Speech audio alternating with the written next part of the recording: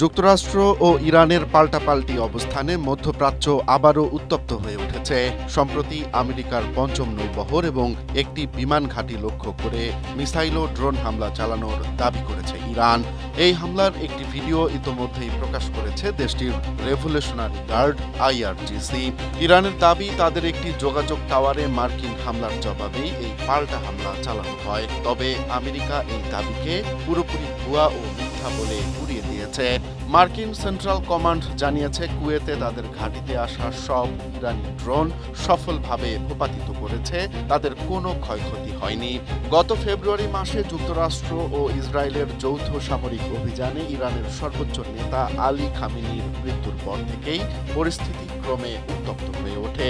খামেনির ছেলে মোস্তফা এখন ইরানের ক্ষমতায়।